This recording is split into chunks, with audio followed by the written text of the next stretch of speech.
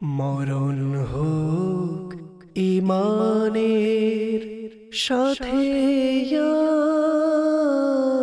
ইলাহি।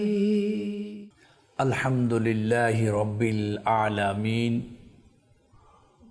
ওয়াসসালাতু ওয়াসসালামু আলা সাইয়্যিদিল মুরসালিন আম্মা বা'দ ফাআউযু বিল্লাহি মিনাশ শাইতানির রাজীম বিসমিল্লাহির রহমানির রহিম আসসালাতু ওয়াসসালামু আলাইকা ইয়া রাসূলাল্লাহ ওয়া আলা আলিকা ওয়া আসহাবিকা ইয়া হাবিবাল্লাহ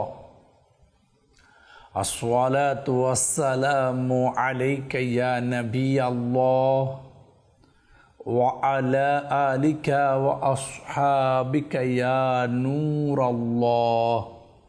প্রিয় ইসলামী ভাইরা, মাদানী চ্যানেলের দর্শকবৃন্দ, ঈমানের সুরক্ষা অনুষ্ঠান দেখার আমন্ত্রণ জানাচ্ছি। এই অনুষ্ঠানের শুরুতে আমরা আল্লাহ রসুল সাল্লাল্লাহু তাআলা আলাইহি ওয়াসাল্লামের উপর দরুদ ও সালাম প্রেরণ করা অগণিত ফজিলত বর্ণনা করে থাকি। ফজিলত সম্পর্কিত হাদিসে মুবারকা, আজকেও আমরা সেই ধরনের একটি হাদিসে মুবারকা শ্রবণ করব।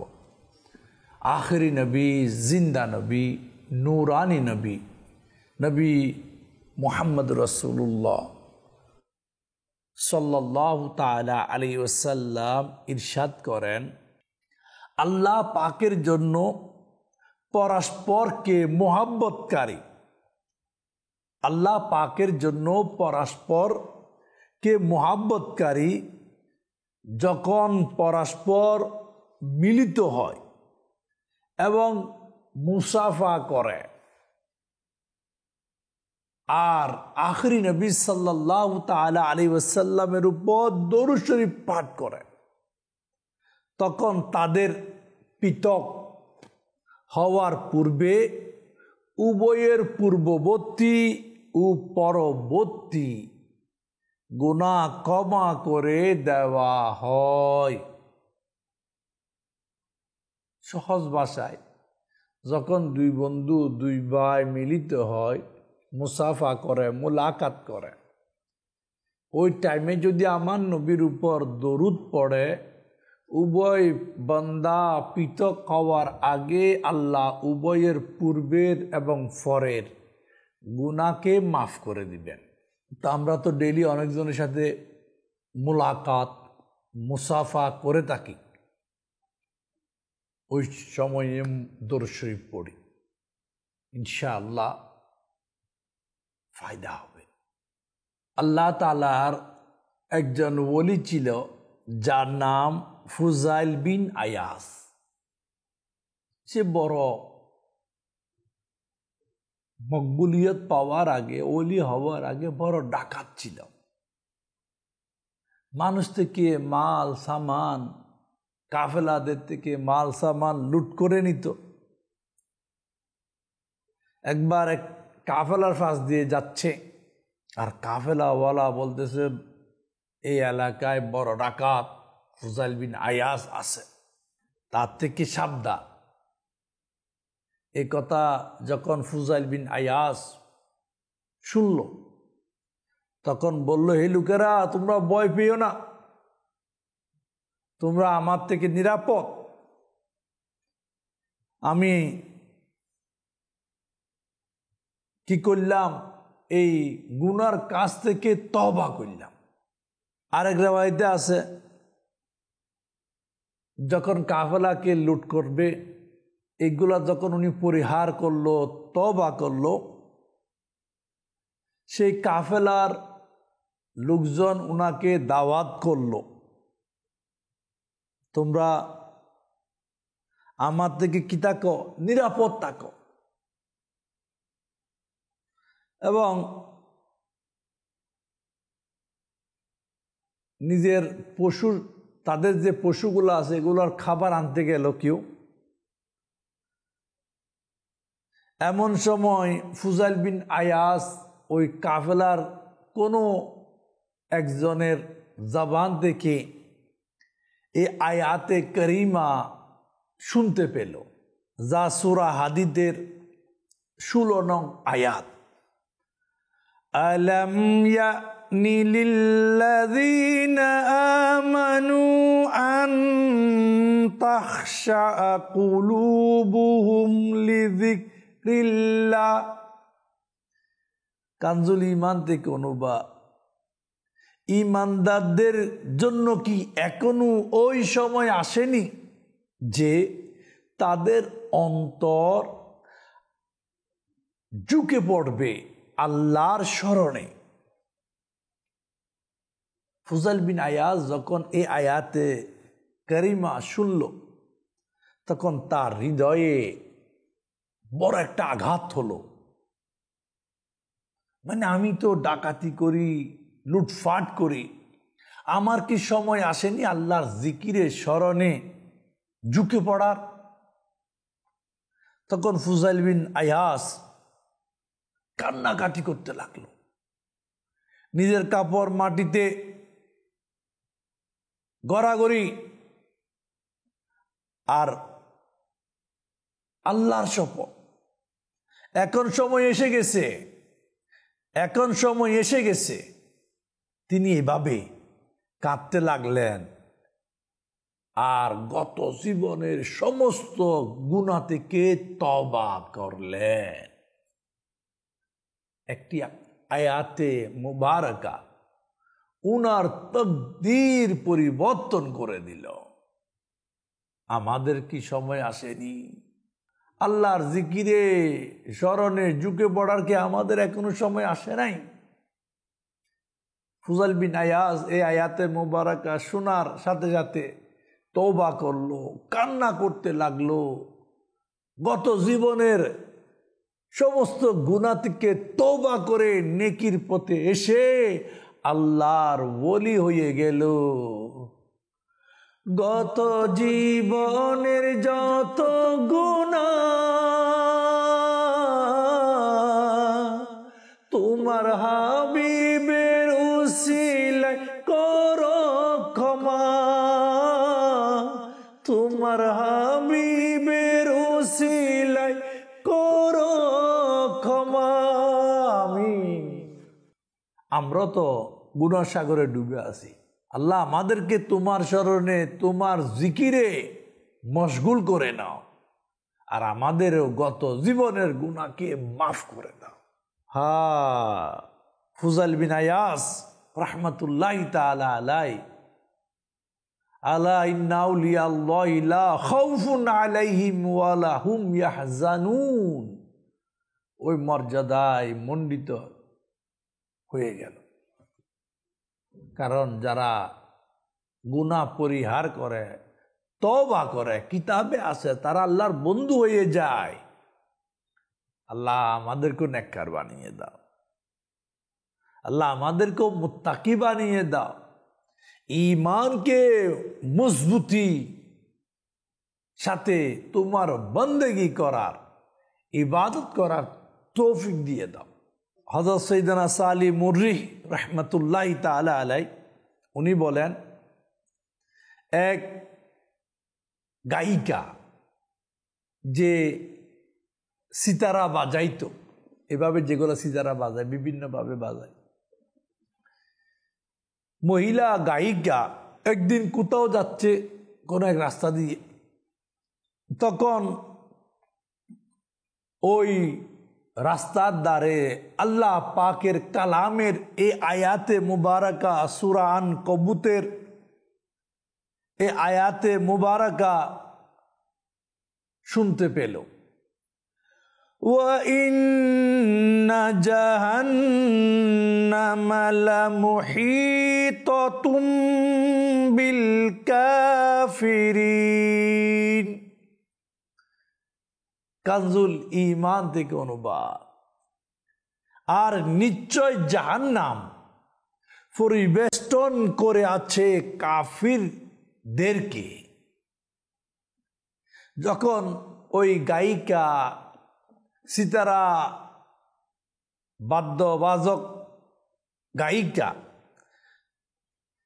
যখন নারী ওই মহিলা এই আয়াতে কারিমা শুনল, তখন সে একটি উচ্চ চিৎকার দিল, বেহোশ হয়ে মাটিতে পড়ে গেল। যখন হুঁশ জ্ঞান ফিরে আসলো, তখন সেতারা বাদ্য যন্ত্র ভেঙে ফেলল। ইবাদত রিয়াজতে এমন ভাবে লিপ্ত হলো, তৎকালীন যুগের আবিদা জাহিদা নামে প্রসিদ্ধ হয়ে গেল। একদিন এই মহিলা কাঁদতে থাকে। তখন জিজ্ঞাসা করা হলো, কেন এমন? তখন মহিলা বলল, জাহান্নামীরা তাদের কবর থেকে বের হবে, ফুলসিরাত কিভাবে অতিক্রম করবে, কিয়ামতের ভয়াবহ তা থেকে কিভাবে মুক্তি পাবে, ফুটন্ত গরম পানির ডুব থেকে কিভাবে নিজেকে বাঁচাবে, আল্লাহ পাকের গজব থেকে, আল্লাহ পাকের যে আযাব ওটা কিভাবে সহ্য করবে। এতটুকু বলার পর আবার বেহুশ হয়ে গেল। যখন হুঁশ ফিরে আসলো, তখন মাওলার দরবারে ওই নারী দোয়া করতে লাগলো, আল্লাহ, আমি যৌবনকালে যত তোমার নাফরমানি করেছি, বৃদ্ধকালে এসে তোমার ইবাদতের মধ্যে পড়ে রয়েছি, তুমি কি আমার ইবাদত কবুল করবে? এরপর এক হৃদয় বিদারক শব্দ করতে লাগলো, মুখ থেকে শব্দ বের হতে লাগলো, আহ, কিয়ামতের দিন কতই না কত ধরনের লোকের গোপনীয়তা ফাঁস হয়ে যাবে। আর হৃদয় বিদারক ভঙ্গিতে বলতে লাগলো, কাঁদতে লাগলো। আর এই হালতে আবার বেহুশ হয়ে গেল। ওই নারী যে তওবা করে আবিদা জাহিদা নেককার হয়ে গেল, সে আবার বৃদ্ধকালে মাওলার ভয়ে, ফুলসিরাতের ভয়ে, পরকালের ভয়ে, আল্লাহর ভয়ে, কিয়ামতের ভয়ে কাঁদতে কাঁদতে বেহুশ হয়ে যায়। আমাদের মধ্যে অনেকে যুবক যুবতী, কিন্তু আমাদের সময় কোথায় যায় একবারও খেয়াল করি নাই। আল্লাহ আমাদেরকে বুঝার তৌফিক দান করুন। আল্লাহ আমাদেরকে নেককারের সংস্পর্শে তাকার তৌফিক দান করো।